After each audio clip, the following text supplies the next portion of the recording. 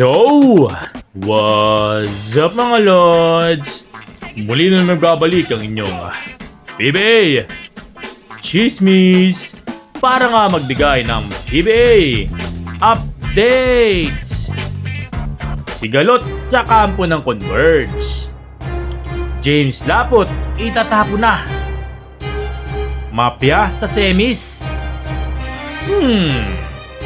Halika't atin tatalakayin yan mga lods. Pero bago nga mga lods ay maraming salamat sa pagtutok sa ating YouTube channel. Please like, subscribe at pahit na rin ang notification bell para update ka lagi sa mundo ng PBA. Unti-unti nang sinasala itong Converge matapos talsikin itong mga assistant coach at staff na sina Charles Chu, Gilo Vito, Nico Francisco at Paolo Maligalig. Balita nga natin mga lods na may gusot di umano sa kampo nitong Converge. Hindi na rin naman maiwasan ito mga lods, lalo pat hindi lang naman isa ang may hawak ng team. Nagsimula di umano ang sigalot matapos magpresenta itong si Gob Delta Pineda na magko-coach sa nasabing koponan.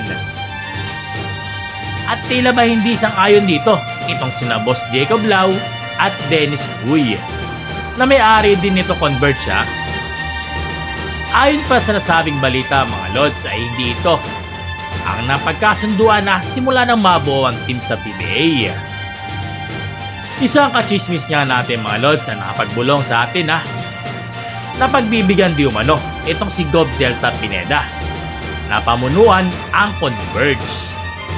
Titignan kung magkakaroon na improvement ang team at kung madadala niya ba ito sa finals.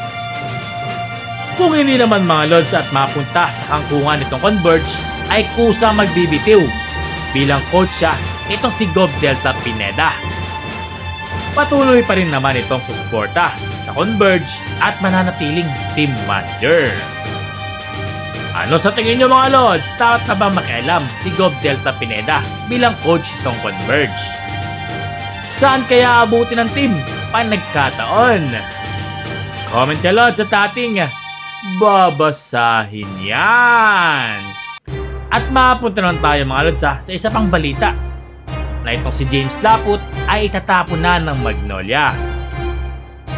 Matapos ang mapait na sinapit at maagang pagkalaglag nitong Magnolia Hotshots sa PBA Commissioner's Cup ay abala itong Magnolia Management sa pagpapalakas ng koponan na handa nang bumalik sa susunod na conference. Balita nga natin mga lods na handa nang bitawan itong 6'10" center na si James Laput. Tila naging palamuti nga lang sa bench itong si Laput matapos hirap makakuha ng minuto ngayong Commissioner's Cup.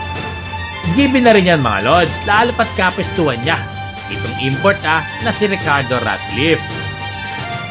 Pero para sa Magnolia fans, hindi ito sapat mga lods na dahilan para bumaba ang laro ni Laput. Kaya naman maraming fans ang nanghihinayang sa tinatakbo ng karir na 6'10". Lalo pat, bihira nga lang sa PBA ang pinagpala ng ganitong height. Balita nga natin mga lods na nilagay na di umano sa trading block itong si Laput. At titignan nila ang best offer na iaalok sa kanila. May na-chismis nga tayo mga lods na ino-offer di umano ito sa Rain or Shine. Kapalit nga ng rising guard na si Adrian Locom. Tigong pa nga ang bibig dito ng Rain or Shine mga lods sa alok ng Magnolia. Lalo pat nakapokus nga sila sa semifinals. Siguro after series, titignan natin ang offer na yan. Base nga sa isang source natin sa Rain or Shine mga lods. Tingin ko, win-win ito for both teams, lalo na sa Rain or Shine. Lalo pat ang hirap makahanap ng 6'10" big man sa PBA. At alam naman natin na kayang-kayang palakasin niya ni Coach Yeng Yao. At para naman sa Magnolia mga lods ay magkakaroon sila ng batang backcourt at alaman natin ang kayang gawin itong ni Nokum. Tamang-tama at magagahit pa siya ni Mark Barroca. Tingin nyo mga lods, goods ba ang palitang James Laput for Adrian Nocum.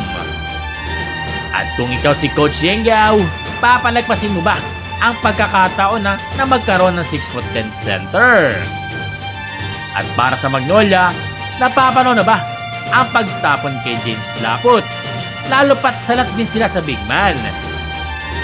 Comment ka Lods at ating pag-uusapan yan. At mapunta naman tayo sa isa pang balita mga Lods sa pagitan ng laban nitong Northport Batampier at Ginebra. Tila nabuhusan ng malamig na tubig itong Northport Batampier matapos pagpraktisan nitong Ginebra. Malayo nga ang naging performance sila noong elimination round. Kaya naglabas na naman ang mga marites natin dyan na beta daw ang laro. At ang iba pa naman ay utos daw yan sa taas. Kaya mapapaisip ka na lang talaga mga Lods kung ano ba ang nangyayari sa Northport. Dahilan ng pagbaba ng laro nila. Mapapaisip ka na lang talaga mga Lods kung talagang farm team ba ito ng SMC. Ewan ko na lang talaga kung kayo kaya pang lokohin itong Northport Batampier. Balikan nyo na lang ang mga recent trade nila sa SMC. Balikan nyo na lang ang mga star player nitong Northport Batampier kung nasaan ba napunta. Diba sa Ginebra?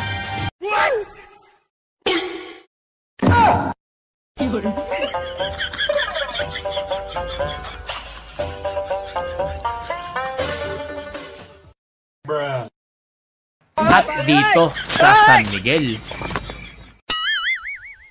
Teka, may napunta rin pala sa Magnolia. Bahala na kayo mag-isip mga Lods. Kayo na lang ang humusga. Huwag na rin tayo magbulag-bulagan mga Lods sa mga ganitong bagay. Aminin na lang natin na PBA is a business talaga mga Lods. Nakakasar lang Nag-aabang tayo ng magandang laban. Gumagastos tayo ng pera para mapanood ang laban. Tapos ganito lang pala ang magiging resulta. Ang pangit lang tignan mga Lods. Sana isang araw mabenta na itong Northport Batampier sa deserving na team. Pagdasal na lang natin mga Lods na sana hindi drama ang laban sa pagitan ng Northport Batampier at Ginebra. Sana bigyan nila ito ng magandang laban para naman sa fans. Tingin nyo mga Lods, may naging pag-uusap ba sa laban nitong Batampier at Ginebra? Farm team nga ba talaga itong Northport ng SMC? O ano ba ang naging dahilan ng pagkakatambak nitong Northport? Comment ka Lods at ating pag-uusapan yan. So mga Lods, hanggang dito na lang tayo Maraming salamat.